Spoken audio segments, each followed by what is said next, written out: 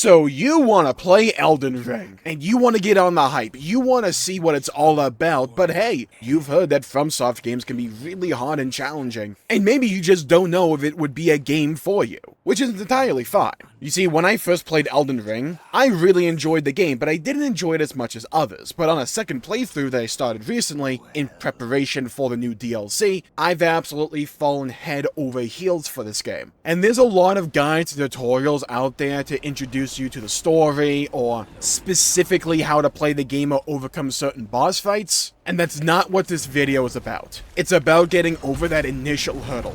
The mindset that I would recommend that you would have to tackle and best enjoy Elden Ring. That may sound a little bit weird, but bear with me here because I think Elden Ring and a lot of FromSoft games are truly special, but they also can change your opinions and even your taste in gaming. Elden Ring is a massive game to tackle, and it's a style of game that can be really intimidating for people who just aren't well versed in Souls or Souls-like games, because they can be viewed as extremely punishing, where you'll be dying a lot. And not everyone wants a super hard game. But when you hear so many great things about, well, the game, naturally you may want to peer your head behind the glass and see what lies beyond, but you just don't know if it's going to be a game for you. So let's talk about it, overcoming that initial hurdle and putting yourself in a mindset to best enjoy Elden Ring. It's an open world game set in the lands between, filled with baddies, poison swamps, plenty of rot, and a ton of sweet loot and moments. One of the biggest advantages for Elden Ring, especially for newcomers to the FromSoft catalog of games, is that it's extremely open-ended with varying difficulty. But Jmulls, I hear you asking, FromSoft are famous for not having difficulty modes or options, so what do you mean by that? Well, the game kinda does. There's so many different ways to play in the game. There's a shocking amount of different weapons, shields, armor, spells, incantations, whatnot, that you can utilize, because this game is by no means balanced, and that's intentional.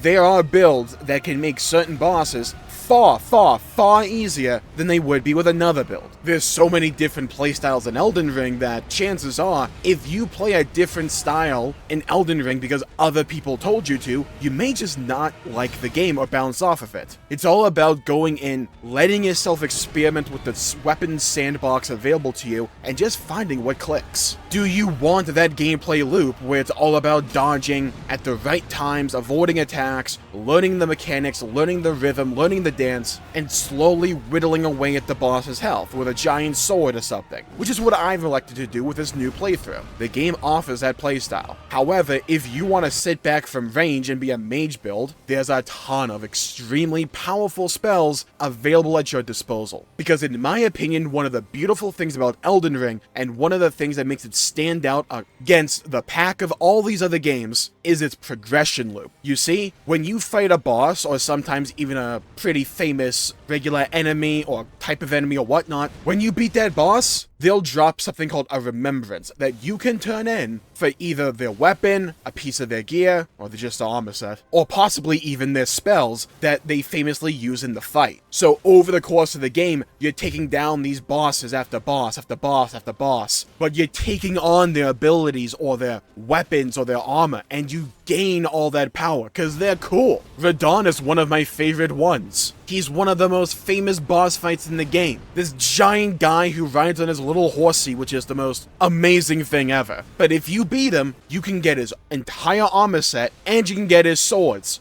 among other things. And when you get his swords, you can do his signature attack, where he sucks in a bunch of enemies, and then if you press the button again, you slam it down with the might of gravity to do a giant AoE damage ability on everyone that you just sucked in. It's super cool and interesting and fun. And does it have to be the most busted build in the game? No, because that's the other thing. Sure, the weapon balancing in this game is not the best, but you can beat the game with anything. It's all about finding the playstyle that you find enjoyable and just leaning into that. When I first played Elden Ring, I realized that I really enjoyed having strength paired with a type of magic. So strength and faith, or strength and intelligence. And I get bored of the same build after a while, so I would constantly respec, which is available after you beat a certain main story boss. I think she's main story. So what I did was, instead of just playing a build that I no longer found enjoyable or just wanted to freshen up the experience, I would just, well, change my entire build and go with something else and experiment with new spells, new things that I had access to but I could never utilize before. Elden Ring is an RPG, and we can get hung up on traditional ideas of failure states in gaming, but one of the main things that FromSoft games like to try and instill in the player is no longer viewing character death or just you dying to a boss fight as a failure state. It's an opportunity to learn, because realistically, you don't lose that much. You may drop your resource, which is,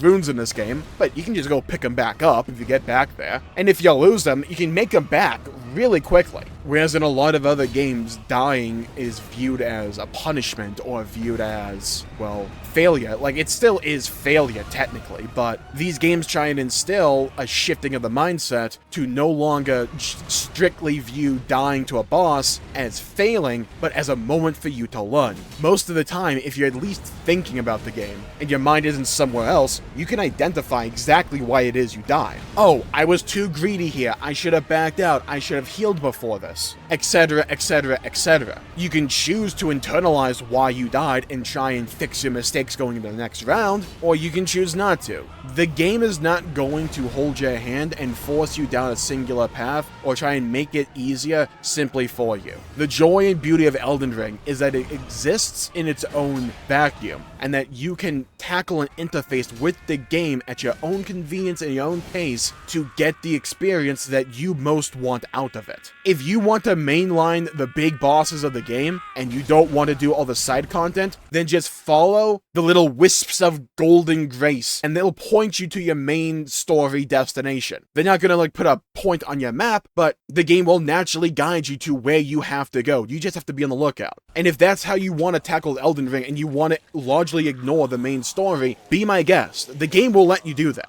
It may get hard, don't get me wrong, but if that's your prerogative, the game will let you do that. And if you say, hey, I've come across this boss fight, and I don't think I'm in a position where I want to fight this guy yet, that's entirely fine. Go explore the open world, go fight other bosses, go have an adventure, pick a direction and just go. That level of open-endedness can be off-putting for a lot of people, but in my opinion, it's one of the most beautiful aspects of Elden Ring's game design, because it's the difficulty option. It really is. One of the biggest walls early in the game is a guy called Margit the Fell Omen. He's like the first main story boss you have to take down if you want to beat the game. And he can be really hard if you're just starting out in Elden Ring. But they give you half the open world available to you that you can explore before this. So if you go against Margit and you're like, hey, wait a minute, hold on, this guy's too much of a Chad for me right now. I could sit here for an hour or two or however long, learning the fight and overcoming him that way, which is what I like to do on my second playthrough. Or I can go explore the continent of Limgrave. I can go explore this entire island to the south of the spawn of the game that looks, in my opinion, like Australia. And there's so many caves, just little secrets to uncover, and mini boss fights that you can tackle and soak up all that power, gain more experience, get more used to the gameplay loop of Elden Ring, so that if you want to, that you can then go back to Margit and have a far easier time because you're just more experienced with Elden Ring, and you have more power, you have more levels that you have allocated to whatever build you want to go down to.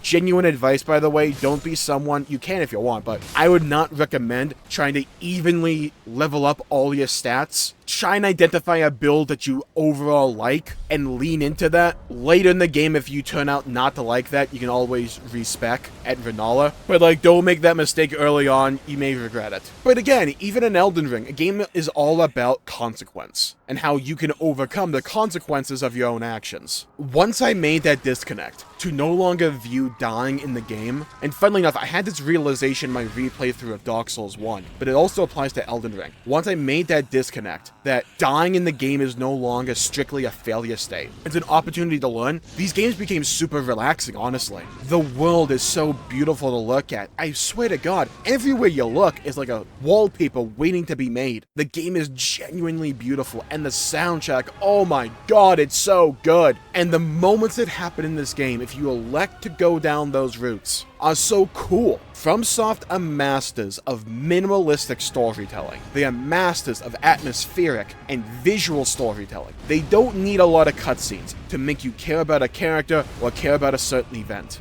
You can choose to read every item description in the game or choose not to. You may not understand everything, and you may want to watch a YouTube video for a recap of the narrative, but you can get the gist of it. You can get the important aspects to make you at least somewhat care about the world. That may not apply to everyone, but for me it did. Elden Ring leans on rule of cool in all the best ways. And while I would not argue that Elden Ring is a traditional game or a traditional RPG, it's truly special and unique and fun and interesting because it understands its overall core design. Some people may view it as intimidating, and maybe I did before as well. But if you just go along with the ride, take your hands off the wheel and go in cruise control, it's truly one of the best game experiences out there, I think. And it's funny, right? Because when you look at it analytically or from the outside in, and you look at certain like design philosophies that Elden Ring have or has, you may view it as off-putting. There's no quest log. There isn't. And you may be like, well, what the hell? What if I just forget what I have to do? Or what if I forget where an NPC is or whatnot? One, we live in 2024, you can just Google it. But also, funnily enough, chances are you're not going to have that many quests on you at any moment in time. But also, you can just remember, yeah, funnily enough, this minimalistic UI design and overall minimalistic approach that they go in terms of user friendliness aids in the immersion of the game. Because you're paying attention to every line of dialogue.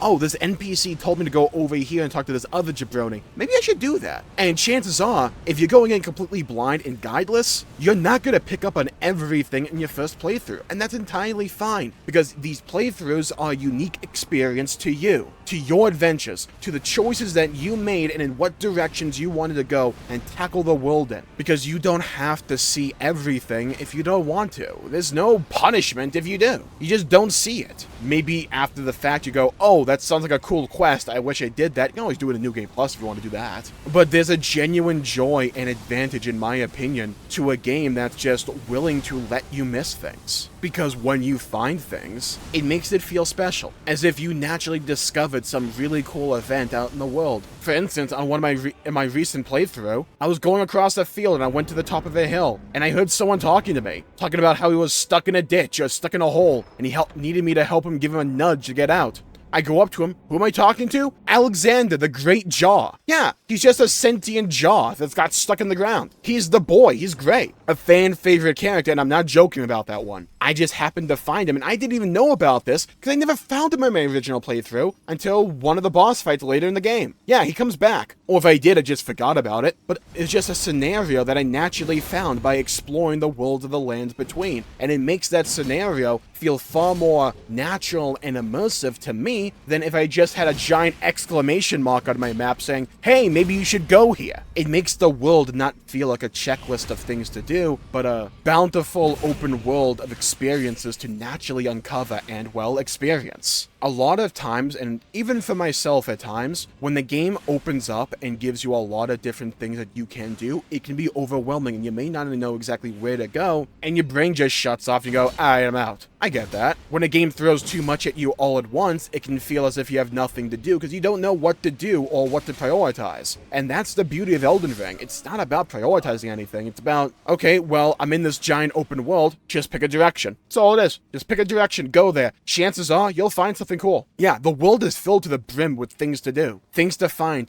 people to talk to. That's the great thing about Elden Ring, is that it can seem so off-putting from the outside in, or if this thing doesn't click in your brain, as it didn't for me for a long time. But once it clicks, there's nothing else like it, or very few out there like it. And you can either stick to your guns and be reluctant to try the game, and reluctant to spread your horizons or broaden them and try something new, or you can give it a bash. Go into it with an open mind and potentially find a whole new reason to love video games, and at the end of the day, isn't that a thing we should all strive for? Video games are great, and Elden Ring, with this design philosophy, rekindled a lot of people's love and admiration for the medium. There's nothing wrong with liking a linear game. I love linear games. But nothing says that we have to only play one style of game. There's so many amazing games out there, so many different experiences, and Elden Ring provides a really unique twist on RPGs. And I think it's worth your time. Even if you don't know if you like it, experiment, dive into it, just try it. And you may find that an entire new interest has been waiting right under your nose this entire time. And with that, I'll call the video there for today. Not a traditional guide by any means, and I probably won't